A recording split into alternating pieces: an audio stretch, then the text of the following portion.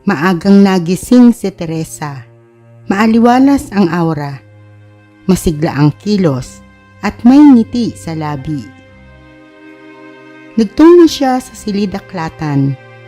Habang pumipili ng librong babasahin, humuhuni pa ng mabining awitin. Nangingiti naman si Victor habang pinanonood ang nakatalikod na dalaga.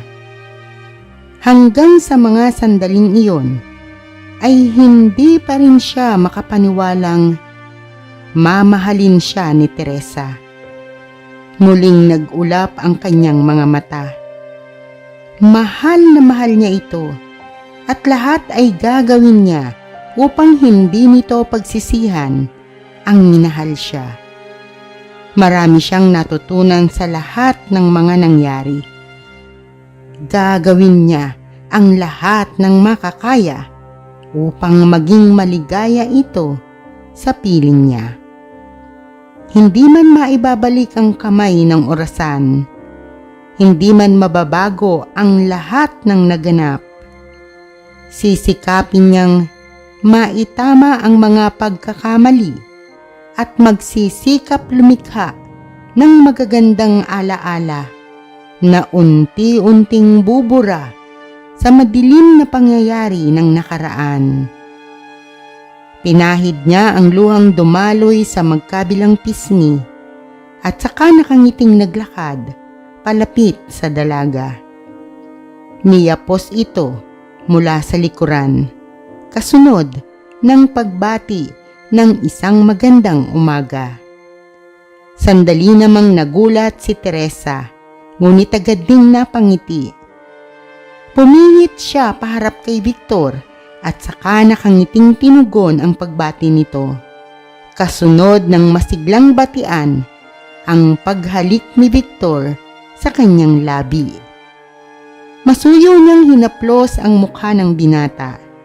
Malaki ang kasalanan nito sa kanya. Totoo yon. Ito ang pumaslang sa kanyang mga magulang at kapatid, ganun din sa mga kababaryo. Ngunit nasa ilalim ito ng madilim at malagim na nakaraan. Nauunawaan niya kung bakit nagawa ang mga bagay na yon dahil naging karanasan din niya. Biktima rin ito ng malupit na karanasan na siyang tumimo sa puso at isipan, kaya naging malupit. Ngunit nakita niya rin ang isang bahagi ng pagkatao nito. Maaaring kahangalan o isang kabaliwan ang ito ay mahalin, ngunit naniniwala siyang mababago nila ang kasaysayan. Sasamahan niya ito at aagapayan upang manaig sa puso ang pagmamahal. Yayakapin ito ng pag-ibig niya upang mapaglabanan at mapagtagumpayan ang paghila ng masamang kahapon. Magkakapit kamay sila upang salubungin ang bagong buhay, hanggang sa unti-unting sumilip ang bagong liwanag. Napakunot ang noo ni Victor habang tila binabasa ang iniisip niya. Tumingkayad siya at saka ito hinalikan sa labi. Nagsugpong ang kanilang paningin. Nagkaunawaan ang isip, bagaman walang salitang nanunulas sa mga bibig. Magkasabay nilang pinagtawanan ang kakornihan ng isa't isa. Itinuloy ni Teresa ang pagbasa sa napiling aklat habang nakasandig sa malapad na dibdib ni Victor. Ganun din naman si Victor. Nagbasa na rin habang bahagyang sinusuklay ng mga daliri ang buhok ni Teresa. Maya-maya pa'y nagpaalam si Victor na may pupuntahan. Isang masuyong halik ang pinagsaluhan nila bago tuluyang naghiwalay. Nang makaramdam ng gutom, bumaba na si Teresa sa kusina. Magandang umaga, David. Masigla niyang bati sa binatang nadat ng abala sa pagluluto. Tumulong siya sa paghahanda ng lamesa, bagaman pinipigilan nito. Nahihiya siya kay David. Nalulungkot para dito. Alam niyang nasaktan niya ang damdamin nito. Nasaktan nila ni Victor. Gusto niyang humingi ng paumanhin kahit sa pamamagitan man lang ng pagpaparamdam dito na pinahahalagahan niya ang mga kabutihan nito sa kanya. Na bukod kay Mildred, itinuturing niya itong malapit na kaibigan. Si David, agad namang naintindihan ang mensaheng inihahatid ni Teresa. Ayaw niya itong mailang sa kanya, kaya kumilos siya ng tila walang nangyari. Nagsalita, gaya ng dati. Magkaibigan sila ng dalaga. Ayos na yon sa kanya. Nakalaan siyang magsilbi sa itinuturing na hari at reyna ng kanilang kastilyo. Hindi lingid kay Victor ang damdamin ni David para kay Teresa, kaya naging maingat naman ang binatang vampira. Kung kasama si David, hindi sila nagpapakita ni Teresa ng lambingan. Ayaw niyang madagdagan pa ang sakit na nararamdaman nito. Muli nitong pinatunayang nararapat itong pagkatiwalaan. Maaasahan ito sa lahat ng oras. Ang pagpapahalaga ni Victor sa magiging damdamin ni David ay siya rin namang ginagawa ni David. Ito na mismo ang naglagay ng limitasyon sa sarili. Ayaw nitong maging dahilan ng pagkakagalit ng dalawa. Ayaw nitong bigyan ng alalahanin si Victor, lalo na si Teresa. Nang hapong iyon ay naisipan ni Teresang magpalipas ng oras sa burol. Nangiti siya nang marating ang bahaging malilim kung saan malakas ang ihip ng hangin.